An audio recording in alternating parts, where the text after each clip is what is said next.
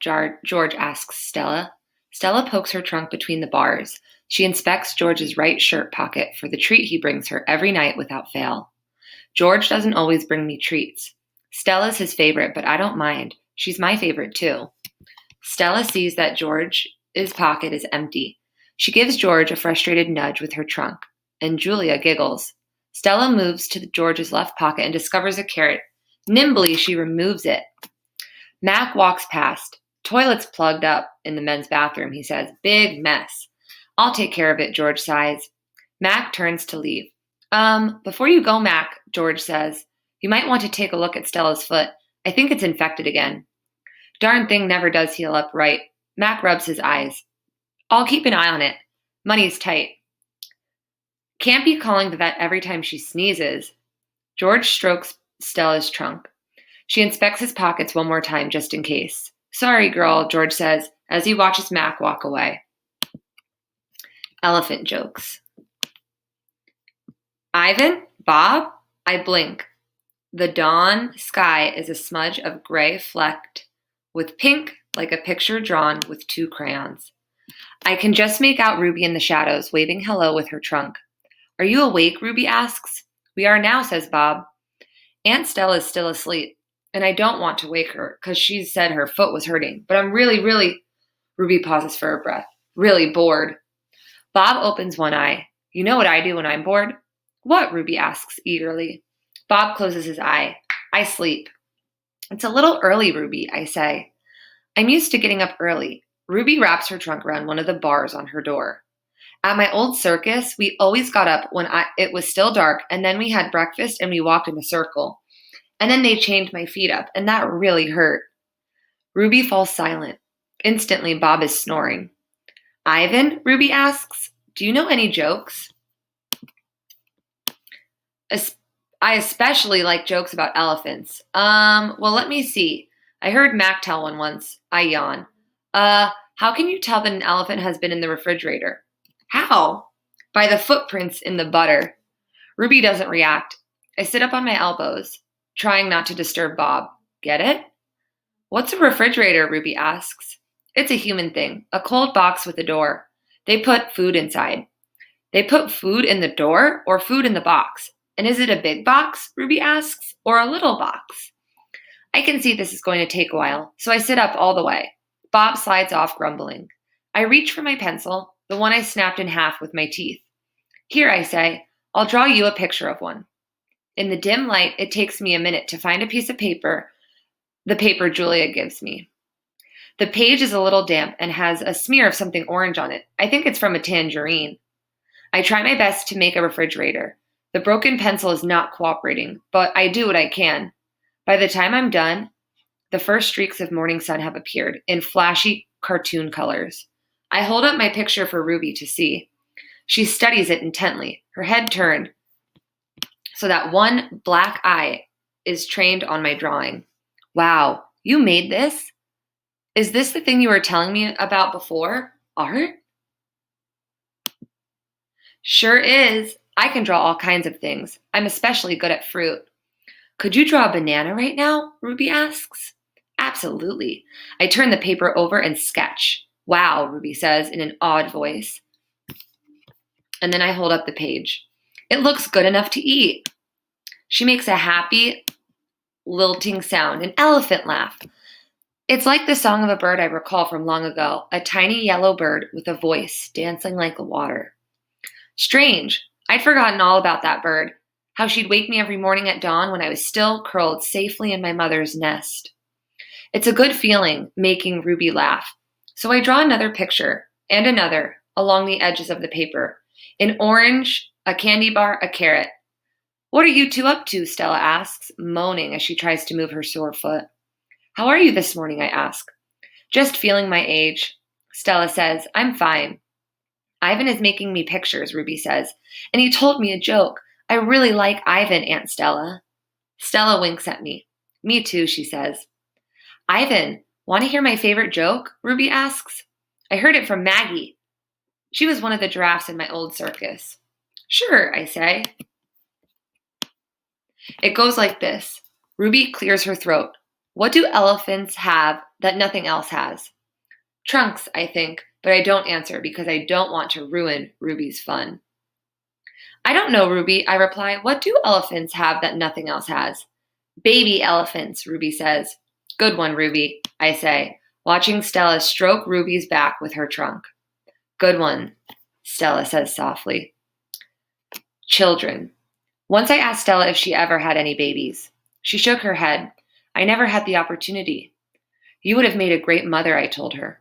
Thank you, Ivan, Stella said, clearly pleased. I like to think so. Having young ones is a big responsibility. You have to teach them how to take mud baths, of course, and emphasize the importance of fiber in their diet.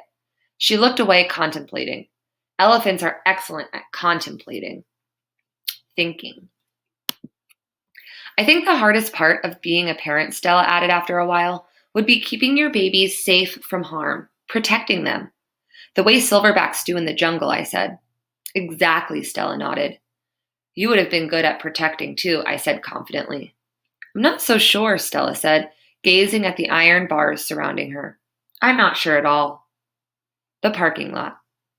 Mac and George are chatting while George cleans one of my windows. George, Mac says, frowning. There's something wrong with the parking lot. George sighs. I'll take a look as soon as I'm done with this window. What's the problem? There are cars in it. That's what's wrong. Cars, George. Mac breaks into a grin. I think things are actually starting to pick up a bit. It's got to be the billboard. People see the baby elephant, and they just have to stop and spend their hard-earned cash. I hope so, George says. We could use the business. Mac's right. I have noticed more visitors coming since he and George added the picture of Ruby to the sign. People crowded around Ruby and Stella's domain, oohing and awing at the sight of such a tiny elephant. I gazed out at the huge sign that makes humans stop and spend their hard-earned cash. I have to admit that the picture of Ruby is rather cute, even if she doesn't look like a real elephant. I wonder if Mac could add a little red hat and a curly tail to the picture of me. Maybe then more visitors would stop by my domain. I could use a few oohs and ahs myself. Ruby's story. Ivan, tell me another joke, please, Ruby begs, after the 2:00 show. I think I may have run out of jokes, I admit. A story then, Ruby says. Aunt Stella's sleeping and there's nothing to do. I tap my chin. I'm trying hard to think, but when I gaze up at the food court skylight, I'm mesmerized by the elephant-colored clouds galloping past. Ruby taps her foot impatiently. I know. I'll tell you a story, she says. A real, live, true one. Good idea, I say. What's it about? It's about me. Ruby lowers her voice. It's about me and how I fell into a hole, a big hole. Humans dug it. Bob pricks his ears and joins me by the window. I always enjoy a good digging story, he says. It was a big hole full of water near a village, Ruby says. I don't know why humans made it. Sometimes you just need to dig for the sake of digging, Bob reflects. We were looking for food, Ruby says, my family and I, but I wandered off and got lost and went too close to the village. Ruby looks at me, eyes wide. I was so scared when I fell into that hole. Of course you were, I say. I would have been scared too. Me too, Bob admits, and I like holes. The hole was huge. Ruby pokes her trunk between the bars and makes a circle in the air. And guess what? She doesn't wait for an answer. The water was all the way up to my neck, and I was sure I was going to die. I shudder. What happened then, I ask. I'll tell you what happened, Bob says darkly. They captured her and put her in a box and shipped her off, and here she is. Just like they did with Stella. He pauses to scratch an ear. Humans. Rats have bigger hearts. Roaches have kinder souls. Flies have... No, Bob, Ruby interrupts. You're wrong. These humans helped me. When I saw I was trapped, they grabbed ropes and made loops around my neck and my tummy. The whole entire village helped. Even little kids and grandmas and grandpas. They all pulled and pulled, and Ruby stops. Her lashes are wet. I know she must be remembering all the terrible feelings from that day. And they saved me, she finishes in a whisper.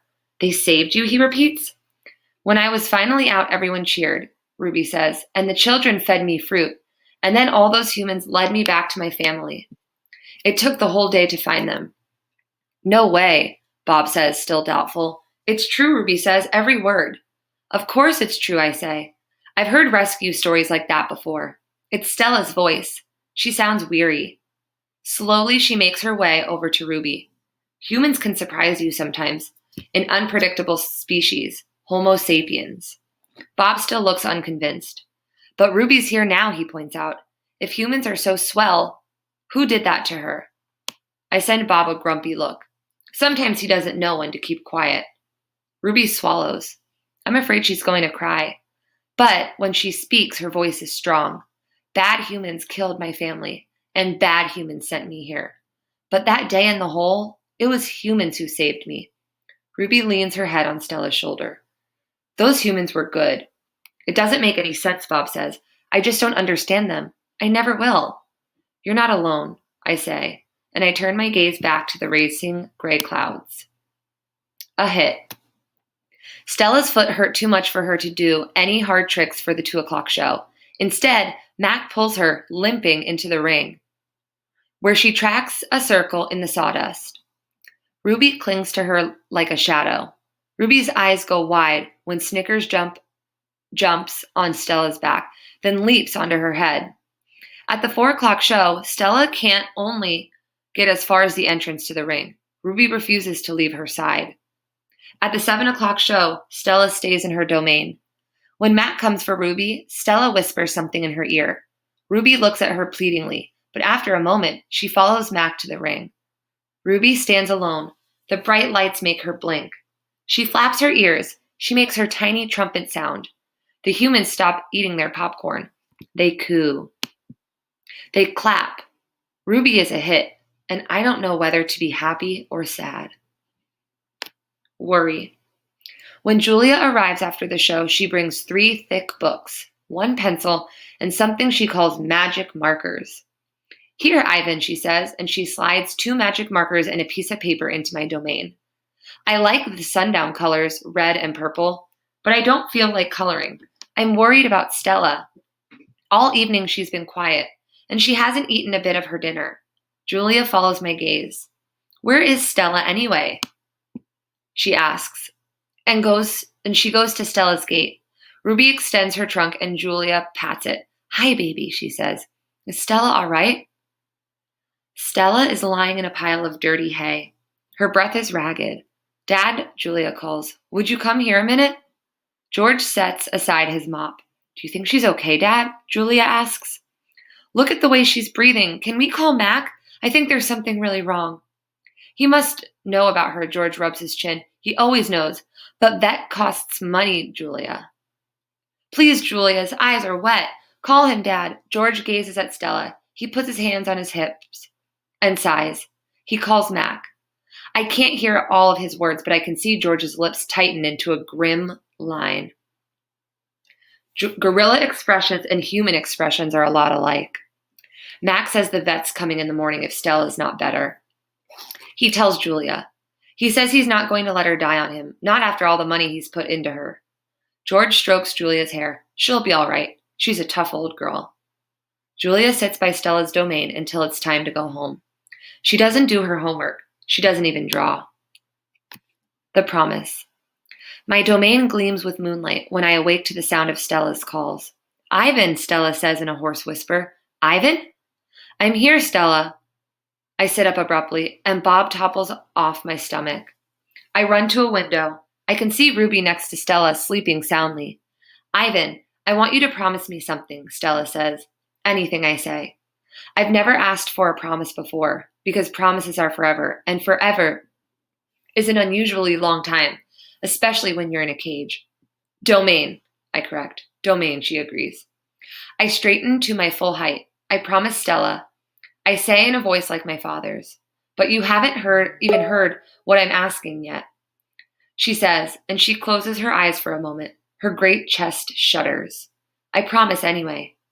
Stella doesn't say anything for a long time. Never mind, she finally says. I don't know what I was thinking. The pain is making me addled. Ruby stirs. Her trunk moves as if she's reaching for something that isn't there. When I say the words, they surprise me. You want me to take care of Ruby. Stella nods. a small gesture that makes her wince. If she could have a life that's different from mine, she needs a safe place, Ivan. Not here, I say. It would be easier to promise to stop eating, to stop breathing, to stop being a gorilla. I promise, Stella, I say. I promise it on my word as a silverback. Knowing. Before Mac, before Bob, and before Ruby, I know that Stella is gone. I know it the way you know that summer is over and winter is on its way. I just know. Stella once teased me that elephants are superior because they feel more joy and more grief than apes. Your gorilla's hearts are made of ice, Ivan, she said, her eyes glittering. Ours made of fire. Right now, I would give all the yogurt raisins in all the world for a heart made of ice. 5 men. Bob heard from a rat, a reliable source, that they tossed Stella's body into a garbage truck. It took 5 men and a forklift. Comfort. All day, I try to remember to comfort Ruby, but what can I say? That Stella had a good and happy life. That she lived as she was meant to live. That she died, and those who loved her most nearby, at least the last is true.